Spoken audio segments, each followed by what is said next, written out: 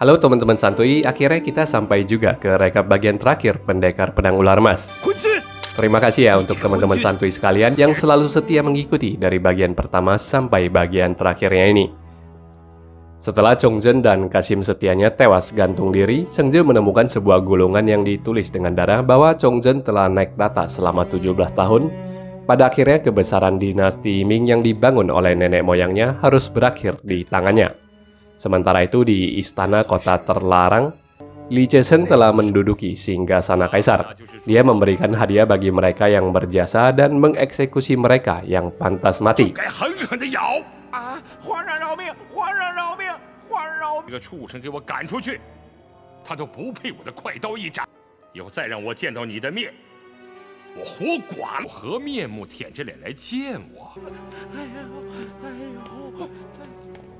Putra mahkota ternyata berhasil ditangkap oleh mereka. Chongzhen tidak menghukum mati putra mahkota dan malah memberikannya gelar sebagai Raja Song.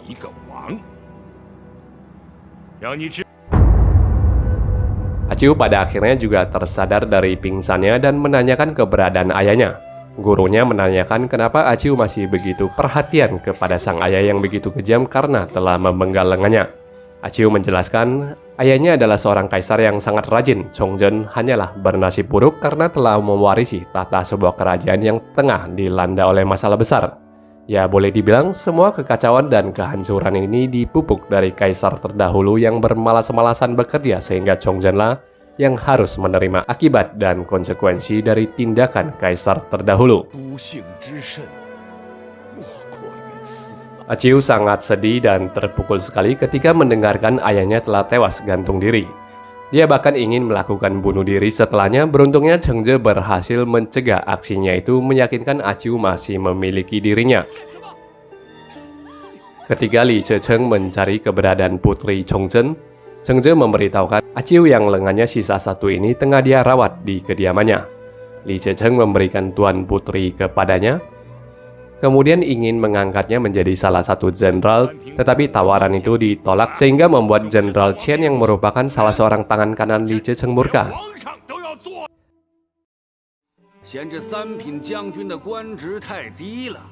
Saat berjalan di kota, Chengje dan Lian menemukan para prajurit yang menindas rakyat sehingga dia pun mengusir para prajurit ini. Kawan-kawannya juga memberitahukan hampir semua rakyat di ibu kota dianiaya oleh prajurit. Hal ini menjadi begitu memprihatinkan karena seharusnya keadaan menjadi semakin membaik setelah kekuasaan Kaisar Chongzhen digantikan. Sejumlah prajurit yang dibawa Komando Jenderal Chen kemudian ingin membawa Chengje dan juga He Tieso yang mereka kira adalah Aciu. He Tieso atau He Tiso menolak pergi dan kemudian menghajar mereka. Esoknya Jenderal Chen pun marah besar kepada Chengje yang menghajar prajuritnya kemarin. Li Zhesheng maju dan mendamaikan mereka, mengatakan dia tahu Jenderal Chen telah ngambek karena dirinya yang memberikan putri Changping kepada Chengje. Chengje diminta untuk memberikan tuan putri kepada Jenderal Chen, tetapi dia menolaknya sambil mengatakan dia harus bertanya pendapat tuan putri terlebih dahulu. Sebuah laporan masuk memberitakan Wu Sankui yang memimpin 40.000 prajurit di Shanhai Pass masih belum menyerah kepada mereka. Li Zhesheng marah-marah dan menyombong bahwa kerajaan yang memiliki 100.000 prajurit saja bisa mereka taklukkan, apalagi Wu Sankui yang hanya memiliki 40.000 pasukan. Usai itu, Lian dan Chengje mendiskusikan kekhawatiran mereka. Semua pejabat yang dulunya dikirimkan oleh Chongzhen untuk melawan pemberontak telah menyerah. Satu-satunya yang belum menyerah adalah Wu Sankui karena Li Zhesheng telah mengambil salah satu selir dari Wu Sankui. Selir itu bernama Chen Yanyan, wanita yang digadang-gadang sebagai wanita tercantik di seluruh kerajaan dinasti Ming. Makanya Wu Sankui yang merasa telah dihina karena istrinya yang telah direbut ini tidak ingin berhenti melakukan perlawanan. Walaupun dalam serial ini tokoh Wu Sankui tidak dimunculkan dan hanya disebutkan namanya seperti ini, sesuai sejarah aslinya, Wu Sankui ini adalah orang terakhir yang bertanggung jawab dalam mengakhiri kejayaan dinasti Ming yang telah berlangsung selama 276 tahun. Wu Sankui ini nantinya lah yang akan membuka Shanhai Pass atau gerbang perlintasan Shanhai yang tengah dia pertahankan ini bagi pasukan kerajaan Qing. Sehingga pada akhirnya kekuasaan kerajaan dinasti Ming pun digantikan oleh dinasti Qing. Usai itu, Cheng Ze dan Lian yang menuju ke istana untuk memperingati Li Zhecheng dianjurkan untuk tidak mengganggu Yang Mulia. Paman itu memberitahukan dulunya ada sebuah ramalan yang beredar di antara para pemberontak. Ramalan tersebut memprediksikan Li Zhecheng kelak akan menjadi penguasa negeri ini. Namun ramalan itu oleh orang tak bertanggung jawab kini ditafsirkan bahwa Lianlah yang akan menjadi penguasa negeri ini. Hal ini membuat sentimen ketidaksenangan Li Zhecheng terhadap Lian. Penasihat Lian dipandang sebagai ancaman yang akan mengkudeta posisinya. Cheng Ze dan Lian kemudian bertemu dengan seorang paman yang sambil memainkan musik sambil meratapi penderitaan negeri ini. Rupanya paman ini adalah teman ayah Cheng Ze. Paman Se mengundangnya ke rumahnya di mana ada sebuah bilik rahasia yang menyimpan kuburan ayah Cheng Ze. Sejak dulu Cheng Ze diberitahukan bahwa jasad ayahnya tidak pernah diketemukan, bahkan ada rumor jasad Yan Chonghuan yang telah dikanibal oleh orang-orang barbar. Tapi rupanya paman Se inilah yang mengumpulkan semua tulang Yan Chonghuan yang kemudian secara rahasia dia kubur di sini. Cheng Ze pun sangat berterima kasih terhadap budi paman Se yang telah merawat makam ayahnya selama ini. Sementara itu, Qi Yunao datang mencari He Tishou dengan tubuhnya yang ditusuk oleh 9 pisau. He Hongyao yang bertanya diberitahukan mantan ketua sekte 5 racun itu bahwa Qi Yunao dulunya pernah bersumpah setia kepadanya sehingga menerima racun darinya. Maka itu Qi Yunao membutuhkan penawar berkala darinya. Aksinya yang menusuk tubuhnya dengan 9 pisau adalah untuk menahan racun. He Tishou yang keluar dimohon oleh Qi Yunao untuk menguraikan racunnya.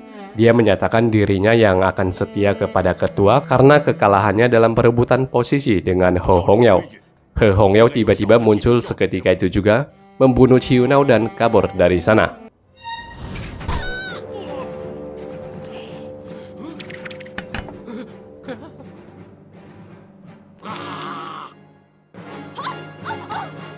Cheng Ze memberitahukan Aciu bahwa besok akan dilakukan penguburan ayahnya. Aksinya yang menghibur dan memberikan perhatian kepada Aciu yang sangat patut dikasihani ini terlihat oleh Wen Qing yang merasa sangat cemburu dan sangat tersiksa.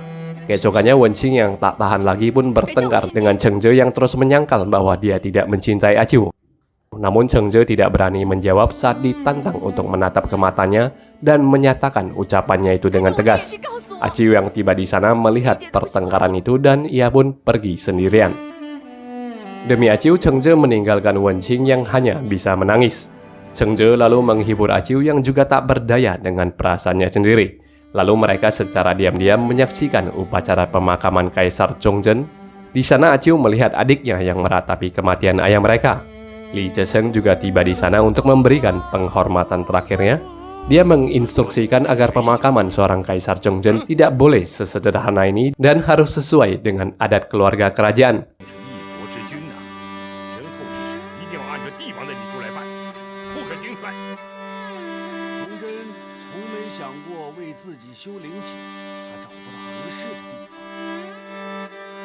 Aciu lalu memohon agar adiknya diselamatkan dari tawanan Li Zhecheng. Cheng Ze pun menyelinap ke istana untuk menculik putra mahkota.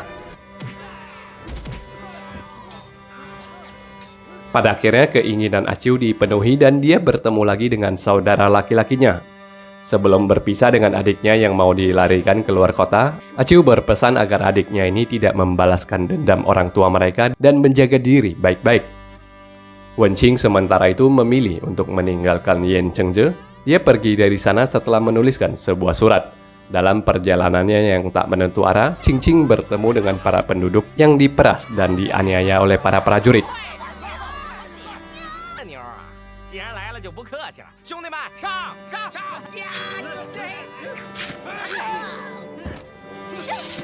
Setelah menghabisi prajurit itu, dia memberikan sekantong uang agar wanita itu pergi dan mencari penghidupan yang layak di tempat lain.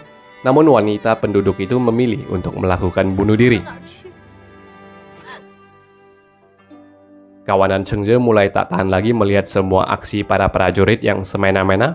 Mereka memaki Li Zhecheng yang berkuasa sama saja seperti Kaisar Chongzhen. Guru Aciu menyatakan lebih baik mereka pergi dari sini dan meninggalkan semua kekacauan ini. Cui Qimin lalu datang membawakan surat dari gurunya yang meminta Cheng Ze untuk pulang dan berkumpul ke Huasan. Saat itu mereka baru menyadari Wenqing yang telah pergi dari sana. Jia Wan-er meyakinkan Cheng Zhe yang cemas bahwa anak buahnya yang banyak pasti akan menemukan Wenqing, dan Cheng Zhe yang ingin kembali ke Huashan pun berpisah dengan Jia Wan-er. Perpisahan ini adalah scene ending untuk Jia Wan-er karena di rekap bagian sebelumnya Jia Wan-er kan memang sudah dipastikan untuk menikah dengan Luo Liru. Cheng Zhe kemudian menemui Aciu yang memintanya untuk tidak menyia-nyiakan perasaan Wenqing yang mencintainya. Cheng Zhe lalu mengiyakan dan meminta pamitnya untuk kembali ke Huashan, sementara Aciu yang membalikkan badannya masih tidak percaya dengan Cheng Zhe yang telah meninggalkannya. Wenqing yang berkeliaran malah bertemu dengan 3 orang kakek Wen yang menangkapnya lantas mengancam akan membunuhnya. Wenqing yang pintar pun mengeluarkan jurus manjanya memberitahu dia akan mengirimkan surat kepada Yan Chengzhe soal harta karun yang mereka temukan. Dengan darah dari jarinya, dia menulis surat di sepotong kain dan memperlihatkannya kepada kakeknya, berusaha untuk secara tidak langsung meyakinkan bahwa mereka memiliki harta karun Tuan Ular Emas. Walau agak takut ditipu, tapi para kakek yang dulunya memburu harta karun dari Tuan Ular Emas tentunya tidak bisa mengabaikan godaan itu begitu saja. Wenqing yang berimprovisasi memberitahukan harta karun tersebut terletak di Gunung Huashan dan ia pun membawa mereka ke sana. Namun mereka tidak menyadari He Hongyao telah membuntuti mereka. Rombongan Cheng Zhe dalam perjalanan baliknya ke Huashan tak sengaja melihat jejak He Hongyao. Dari pelayan rumah makan, mereka mempelajari Wenqing telah diculik oleh kakek Wen dan diburu oleh He Hongyao. He Hongyao yang mengincar Wenqing ini akhirnya pun mulai menjalankan aksinya untuk memisahkan Wenqing dengan kakek-kakek mereka. Sehingga kakek ketiga yang sangat frustasi dan emosional ini pun tewas dengan cara memukul dirinya sendiri. Pada kesempatan lainnya, Wenqing dan kakeknya yang tengah beristirahat dikirimkan sebuah surat dari orang asing yang mengaku dia dibayar oleh seseorang. Saat kakek pertama menjilati jarinya untuk melihat beberapa lembar surat tersebut, dia telah terkena racun dan tewas seketika itu juga. Tewasnya ketiga kakek Wen, akhirnya Wenqing pun diculik oleh He Hongyao yang memaksa Wenqing membawanya untuk mencari Tuan Ular Emas. Sementara Cheng Zhe dalam perjalanan baliknya terus melacak jejak Wenqing yang menuju ke Huashan. He Hongyao yang marah-marah dan bersedih ini lalu menceritakan kisahnya dengan Tuan Ular Emas yang belum tuntas. Teman-teman masih ingat kan cerita bahwa Tuan Ular Emas yang berhasil melarikan diri dari para kakek Wen? Ternyata Tuan Ular Emas ditolong oleh He Hongyao di kala itu, sehingga bisa lepas dari cengkeraman para kakek Wen. Maka itulah He Hongyao membunuh para kakek Wen karena mereka telah mencelakai kekasih hatinya. Saat Xie Xie telah diselamatkan, konflik mulai terjadi di mana Xie Xie mengaku dia telah jatuh hati dengan Ibu Wenqing dan mengakui dia yang tidak mencintai He Hongyao sekalipun mereka pernah tidur bersama. Tak peduli siksaan apapun yang He Hongyao lakukan, Tuan Ular Emas tetap menolak cintanya. Setelah beberapa waktu, He Hongyao mengancam akan membiarkannya mati kelaparan, tetapi Tuan Ular Emas tetap tidak bergeming dan menolaknya. Oleh karena itu, He Hongyao yang kejam ini mematahkan kaki Xie Xie dan benar-benar tidak memberikan makan kepadanya. Dia meninggalkannya untuk kelaparan beberapa waktu, tetapi saat dia kembali, Xie Xie telah hilang dari sana. Di sana, He Hongyao yang sangat membenci wanita yang telah merebut kekasih hatinya pun membuang semua abu Ibu Wenqing. Setelahnya, He Hongyao menyadari kerangka tulang dari Tuan Ular Emas yang dibakar itu mengeluarkan racun. He Hongyao meminta Wenqing untuk pergi dari sana karena dia telah siap untuk menemani Tuan Ular Emas mati. Beruntungnya Cheng Zhe yang melacak keberadaan Wenqing melihat fenomena asap racun yang mengepul keluar goa.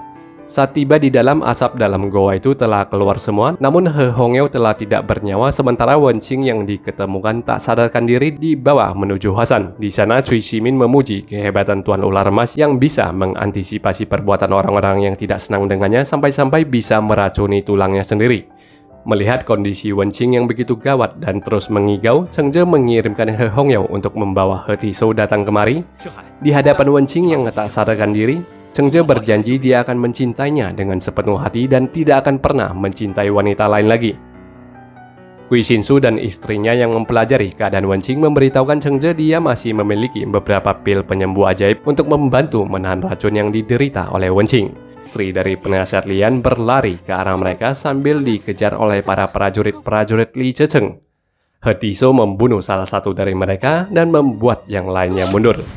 Je dan lainnya telah tiba di sana. Cheng Je menitipkan Wenqing kepada He Tizhou lalu meminta izin dari gurunya untuk melawan Yi Chen-che. Sementara He Tizhou memberikan obat untuk menawarkan racun Wenqing, duel di antara Cheng Je dengan Yi Chen-che pun dimulai.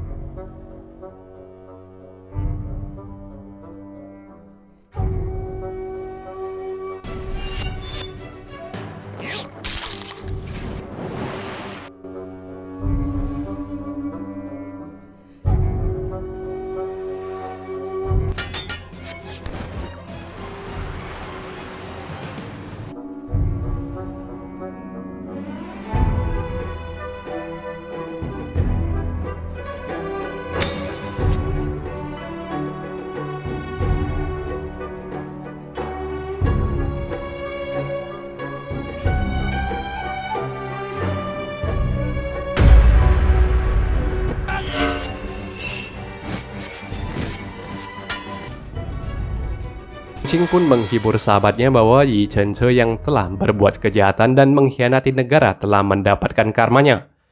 Musang menyayangkan adiknya yang berbuat jahat itu lalu menyatakan dia yang akan membawanya pergi untuk dikuburkan.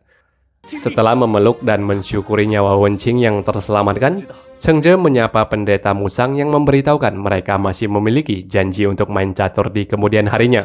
Lalu Musang pun membawa adiknya pergi dari sana. Cheng Je memperkenalkan He Tizhou kepada gurunya, meminta izin dari gurunya agar dia bisa mengangkat He Tizhou menjadi muridnya. Tidak hanya memberikan persetujuannya saja, Mu Renqing juga memuji kehebatan ilmu silat He Tizhou yang menjegalnya tadi.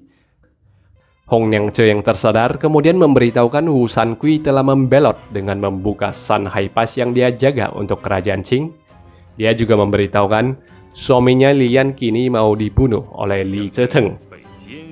Mendapatkan kabar negeri mereka yang telah jatuh ke tangan kerajaan Qing, Mu Renqing mengatakan pada Cheng Je bahwasanya mereka ini sebagai orang dunia persilatan sebenarnya bukanlah siapa-siapa di antara semua pergolakan kekuasaan. Dia hanya menganjurkan muridnya ini untuk menjadi manusia yang bertindak sesuai dengan hati nurani. Cheng Je kemudian menemui kakak angkatnya Lian yang menceritakan Li Zecheng yang ingin membunuhnya. Cheng Je pun pergi menemui Liu Fangliang yang mengaku dia tidak memiliki pilihan karena keluarganya ini disandra oleh Li Zecheng. Lian mengatakan teman baiknya itu memang tidak punya pilihan, tetapi dia memiliki pilihan. Sambil mereka mengobrol, Hong Niangce istri Lian menuang 3 cangkir arak. Je diajak bersulang, lalu Lian pun membelai wajah istrinya yang meneteskan air mata, dan mereka pun meminum arak beracun itu. Sesaat setelahnya, Lian dan istrinya memuntahkan darah. Lian pun tewas bersama istrinya. Usai itu, Cheng Je pun memberitahukan Paman Sun dan Paman Chu bahwa dirinya tidak sama seperti ayahnya yang hebat. Dia hanya hebat dalam bersilat, namun dia tidak berdaya dan tidak bisa berbuat apapun atas runtuhnya negeri ini. Cheng Je membuat keputusan untuk mengasingkan dirinya dari negeri ini daripada menyaksikannya hancur secara perlahan-lahan.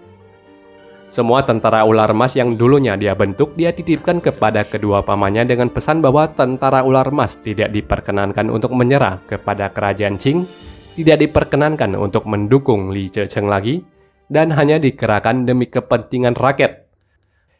He Hongyao lalu datang memberikan 2 daun bambu yang dititipkan oleh Aciu. Menemukan Aciu yang telah menjadi seorang biarawati. Aciu memberikan salamnya sebagai biarawati ciunan dan dia pun melangkah pergi dari sana. Sebelum menyepi, Cheng Je menyembayangi altar ayahnya untuk yang terakhir kalinya. Dia meminta maaf dan menyatakan dirinya yang akan pergi ke negeri lain karena dia tidak mau bersedih menyaksikan negerinya ini hancur. Berpisah dengan kawan-kawannya, Cheng Je mengatakan kakak angkatnya Lian memiliki seorang putra. Dia meminta bantuan Sa Tianguang untuk menemukan dan merawat anak tersebut. Cheng Je juga memberitahukan Cheng Qingchu bahwa Aciu telah menjadi biarawati ciunan. Dia meminta agar Cheng Qingchu bisa memperhatikan dan merawat Aciu. Cheng Je juga ingin mengajak Paman Se ikut bersamanya menyepi, tetapi si paman menolak karena dia ingin tinggal di sini dan selalu merawat dan menjaga makam Yan Chonghuan. Cheng Je yang merasa bersalah telah melimpahkan tanggung jawab makam ayahnya pun berterima kasih yang sebesar-besarnya kepada Paman Se. Paman Se meyakinkan bahwa kelak putra dan cucunya akan selalu menjaga makam ayah Chengze. Pada akhirnya He Tisou, Wenqing, dan Chengze pun naik ke dalam kereta kuda, berpisah dengan mereka semua. Pada scene terakhir terlihat Chengze dan Wenqing yang berlayar ke negeri lain. Mereka menuju ke sebuah pulau berdasarkan dari peta yang dulunya diberikan oleh Peter. Pulau apakah itu? Cek jawabannya di kolom komentar ya teman-teman sekalian. Jangan lupa untuk memberikan like dan meninggalkan komentar. Terima kasih yang sebesar-besarnya untuk teman-teman santuy yang telah mengikuti rekap serial ini dari awal sampai akhir. Sampai berjumpa lagi ya dalam rekap serial-serial yang lainnya. Bye-bye.